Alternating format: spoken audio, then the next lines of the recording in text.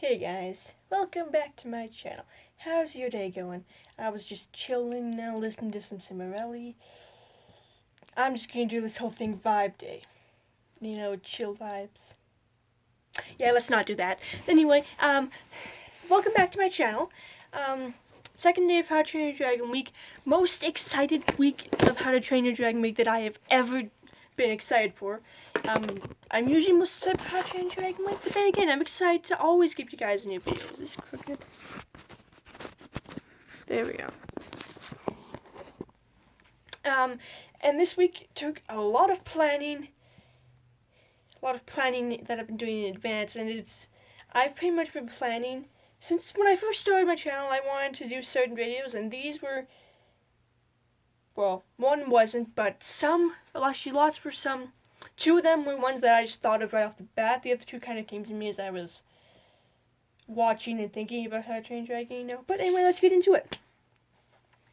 Yesterday, I did a video on the 10 things I hate about How to Train Dragon. Pretty much my pet peeves about How to Train Dragon, things I wish they had changed, things that should have never been in How to Train Your Dragon. And now you get to see me ranting and raving over the things I love about How to Train Dragon. Now, these aren't pet peeves. These are not things that they changed and were good. These are not things that, if these things don't have to ever be changed, they're good. And this isn't going to be stuff like How to Train Your Dragon 2, Race to the Edge, How to Betray Dragon 2, because I do have some characters on here, but I did those in my favorite. I've done those.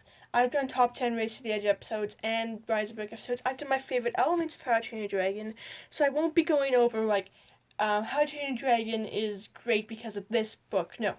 These are the qualities, characters, and things in How to Train Your Dragon that make it such a great movie. When I look at a movie, I look at these things kind of. Some things I will look at them in all movies. Other things, it's just good in How to Train Your Dragon. Other times, other movies will either overdo it or I just don't even think about it. So, let's get into it. Starting off with number 10. And you're probably going to hate me for this. Number 10 is Stoics Death. Okay.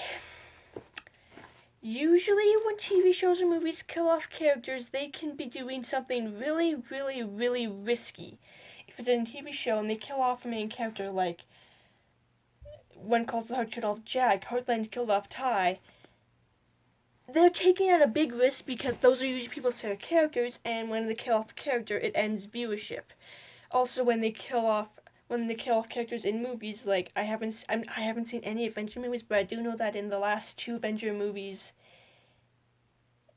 a bunch of characters died. That also does something that tears at us. Now, of course, when Stoic died, of course, it hurts. It hurts a lot. I always cry. Well, I try not to, but I usually end up almost crying. But this was actually something that was really, really good that happened, mostly because it changed, it kicked up in a positive way, made him think, you know, okay, maybe I am who my dad wanted me to be and everything, and he has his mother, so he's not completely orphaned, guys, okay? Number 9, we have the cast. Most of the characters that played people in How to Train Your Dragon had never done voice acting. They were TV actors, and so they would do what I'm doing now. Not really, but they would, you know, be in front of a camera acting out a scene in a movie, not in a studio recording their voices. Now, sometimes you can tell, like, if I listen to a radio show called Adventures in Odyssey, and they have professional radio vocal actors, voiceover actors that can do multiple voices and different accents. It's amazing, and these guys, they have the ability to do that too. And considering that most of them had never done, like, voiceover work before, oh my goodness, the cast was cast perfectly for their roles. And it's such a beautiful And when they recast Tough and Down in the third movie, they recast him so well you couldn't tell. Sometimes they will, when they recast, it's easy to tell, especially in like live action TV shows. It's easy to tell that someone's been recast. Voice or like in like animation and stuff, if done well, it's harder to tell. But like this one was hard to tell. But sometimes it's easier to tell. Now we come to number 8, Stopouts Redemption. I am not talking about the movie Stopout, I'm talking about the book Stopout. And again, spoilers. So pretty much Stopout is Hiccup's cousin in the books, and he is a bully towards Hiccup and picks on him and tries to pretty much kill him so he can become chief. But in the 11th book, Stopout kind of has a redemption stage. He starts off making Hiccup, Kamikaze, Fishleg, all those guys think that he betrayed Alvin to help Hiccup, when really he's betraying Hiccup. And eventually him and Hiccup had a fight on a boat, and Stopout explains his anger towards Hiccup and everything, and Hiccup's like, I understand, I forgive you, and Stopout actually ends up sacrificing himself for Hiccup. And I almost cried in this book. I finished reading this book October or November of 2019. I was in the 10th grade, and I almost cried, and I don't usually end up crying at school. So, yeah. And now we come to number 7, the modern references. I got this idea from my sister, so if you've seen Race to the Edge, you know what I'm talking about. Stopout ships people, like he calls Hiccup and Fishlegs Hicklegs, he calls Hiccup and Astrid Hickstrid, and like, you know, the airmail thing, and when they're singing to the death song, he sings a parody to Carly Rae Jepsen's Call Me Maybe, and they have so many modern references in Race to the Edge, not in the other movies, I think, but in just Race to the Edge, and that's one of the things that makes Race to the Edge so good. And now we come to number 6, Viggo. You might be saying, I thought you said you weren't going to have characters on here. I didn't say that. I said I would have characters on here. Viggo is such a great villain. Usually in kids' movies and shows, villains are passed off as stupid and dumb or something like that. Whereas Viggo is actually one of the smartest villains I've ever met, besides maybe Murdoch from MacGyver. But yeah, he is super, super smart. He always seems to know Hiccup's next move, or at least plans it in advance. Pretty much just a big game of Misses and Talons or Dungeons and Dragons. He's like, I do this, but if Hiccup does this, I have this. If he does this, I have this. But every once in a while, Hiccup will hit him with a move Viggo is not expecting. But he is still one of the best villains ever created in animation.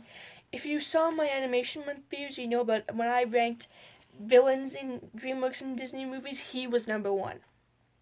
Pretty sure he was. Yeah, he was. Now we come to number 5, Astrid and Kamikaze. These two, so great, so good. They did a really good job of turning Kamikaze into Astrid.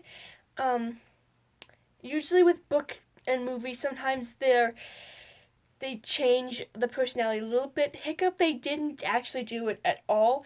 Fishlegs, they completely did. He did the 360 turnaround on him. Whereas Astrid and Kamikaze, there are minor differences. Minor? But these two are still, they make the movie so much. If Astrid and Kamikaze weren't in the movie, Kamikaze isn't in all the books, but the one she is in make them so much better. And Astrid is in every single movie and TV show. Not sure about every episode, but every single short. And if Astrid wasn't there, the movie wouldn't be the same. And pretty much my sister is pretty much Astrid and Kamikaze. If you met her, you would know. Come to number 4, the twins. And I'm not talking about the twins themselves, but their jokes, their pranks, and their stupidity. hilarious. It's like Rose from the Golden Girls. Sometimes it's really hilarious, sometimes really annoying. But the twins have more funny moments than annoying. The twins are pretty much the comedic relief. When they're in a really serious moment or something serious or big is about to unveil, the twins are always there to keep our minds off of it. It's like my sister whenever we watch a sad movie, a very, very, very, very, very, very intense movie. She's always there cracking jokes. And sometimes I love her for it, sometimes I hate her for it, just like the twins.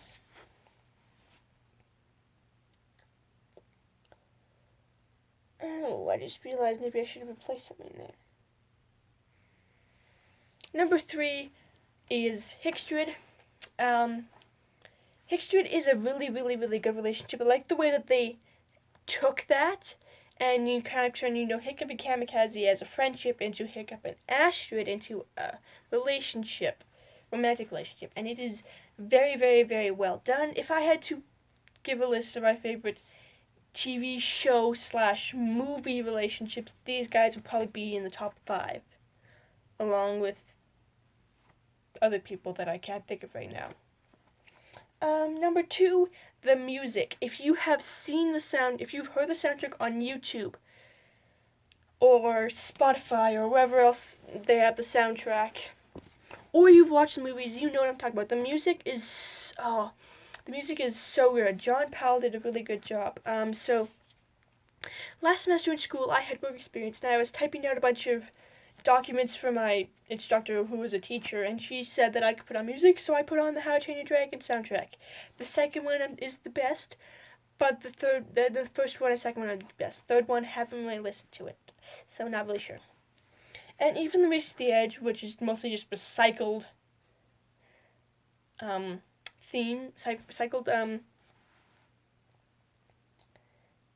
recycled soundtracks, it's still, the music is so good, and the motifs in them, those of you who don't know what that means, pretty much the repeated phrases and sounds, and then taking the motifs and changing them to a faster or slower tempo or a different key.